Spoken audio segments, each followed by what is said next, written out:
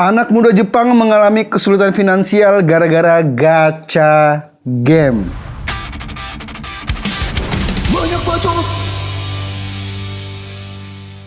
Gila, di mana-mana ya gacha memang selalu menjadi masalah. Lu kalau ke Jepang pasti banyak banget mesin gacha di sana dan murah-murah. Tapi jangan terjebak karena itu adalah sesuatu mesin yang bisa menghabiskan uang Anda tanpa Anda sadari. Karena murah banget, cuma 500 yen, 500 yen, 500 yen. Tahu-tahu habis duit lu. Itu yang gue alami waktu itu ya. Dan ternyata di Jepang juga seperti itu. Survei di Jepang pada 2025 menunjukkan fakta menarik sekaligus mengkhawatirkan. Sekitar 10,5% orang Jepang usia 20-an mengalami kesulitan keuangan akibat belanja item game dan gacha. Gila, di saat kita kesusahan dapat uang, orang-orang Jepang menghambur-hamburkan demi gacha. Ya, meskipun angka ini turun dari 18,8% pada tahun sebelumnya, tapi ini tetap menjadi perhatian ya. Ini menjadi highlight yang menarik ya. Ternyata tahun lalu di tahun 2024 angkanya 18,8. Sekarang 10,5, turun 8%. Tapi orang Jepang tetap resah dengan ini ya. Tidak kayak sebuah negara yang tingkat gitulah. Lanjut ya. Survei ini dilakukan oleh SMBC dengan melibatkan 1.000 responden usia 20-29 tahun, membahas kesadaran finansial dan kebiasaan belanja termasuk transaksi mikro dalam game. Dari total responden, 19,2% mengaku belanja dalam game dengan rata-rata pengeluaran 5.080 yen per bulan atau sekitar 541.000 rupiah. Walaupun persentase pemain yang belanja turun 2,4% dibanding 2024, rata-rata pengeluaran justru meningkat sekitar 80.000 rupiah. Ya, jadi memang gacha ini meresahkan ya, hati-hati. Ini tuh kelihatannya kayak menyenangkan beli mainan apa, tapi ini sistemnya tuh kayak judol ya, untung-untungan. Barang yang lu beli nggak penting, percayalah. Di rumah gue banyak barang gacha yang pas gue lihat, gue ngapain beli ini ya? Karena emang gacha itu kayak apa ya? Lu lagi jalan terus ngeliat mesin, ih murah ya 500 yen, 300 yen, coba sekali, plak. Dan ketika lu nggak dapet barang yang lu inginkan, lu coba terus sampai menguras tabungan lu. Bahkan ada yang berita menarik ya, di Indonesia juga ada pejabat yang bukan menghabiskan ya, yang rela korupsi demi top up Mobile Legend. Ini Sekdes Cipaku ya.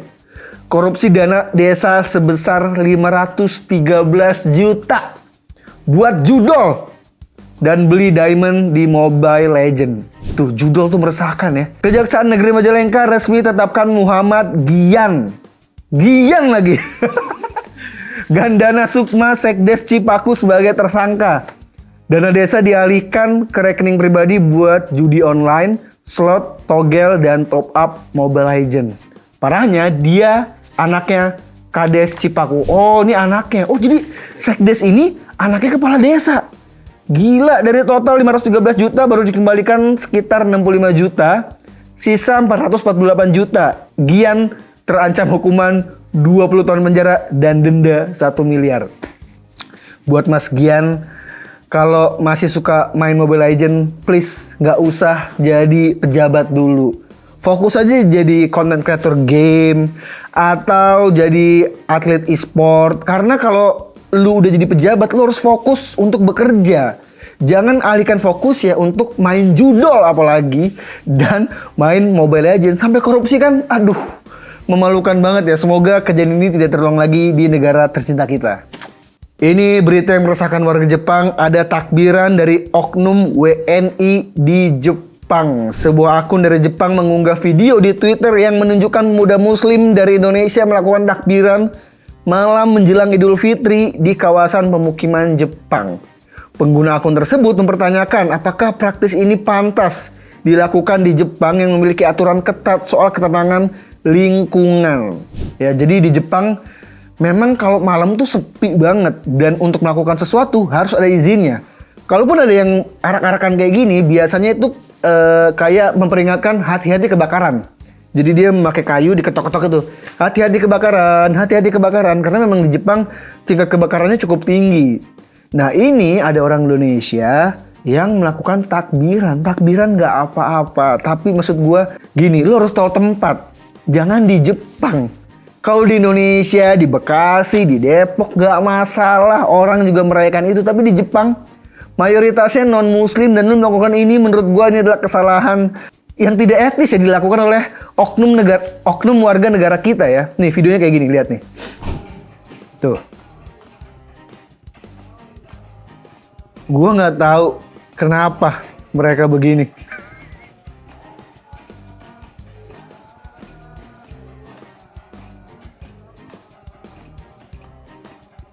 Gila ya, lu harus tahu tempat ya. Setiap tempat ada aturannya, setiap tempat ada hukumnya. Jadi please untuk melakukan sesuatu harus tahu tempat dulu. Kita baca komentarnya. Indonesia Kristen, puji Tuhan saya dilahirkan Kristen. Gila komentar lu lucu banget. Norak. Wah. Sekali lagi jika ingin melakukan sesuatu lu harus izin dulu. Dan setiap tempat ada aturannya. Dan gue yakin pemuda-pemuda yang takbiran itu tidak izin ke polisi atau ke istilahnya Pak RT setempat dia nggak izin ya. Jadi please izin dulu dan hormati aturan di negara tempat kamu berada. Sekarang kita lihat video dari Universe Wibu di seluruh dunia. Sikat. Oke, sebelum di play kita harus lihat dulu kostumnya. Dia udah jelas wibu total yang sedang cosplay pakai jasnya Kakegurui. Kakegurui itu anime yang cukup oke ya. Dia tentang judi tapi di sekolahan. Bagus banget, ada live actionnya tapi gue lebih rekomendasikan animenya. Kita lihat dia komentar apa. Itu sih namanya wota, bukan wibu. Menurut Mas Hanif, wibu karbiton tuh kayak apa tuh Mas? Ya itu yang masih anak-anak muda yang masih SMP cuma ngecen pas perform aja. Oh dia yang joget-joget itu dulu ya? Anjir. Wota, bukan wibu. Kalau wibu tuh gimana?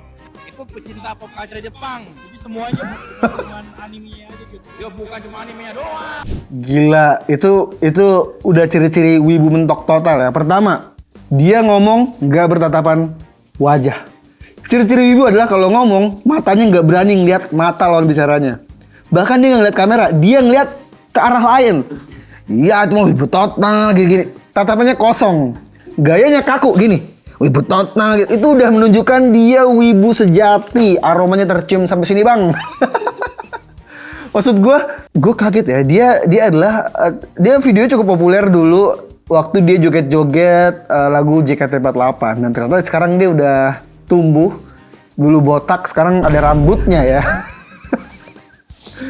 Lagi-lagi ya, wibu kebanyakan memang seperti ini bentukannya. Tapi gue masih yakin banyak wibu-wibu yang seperti mas-mas di sebelahnya.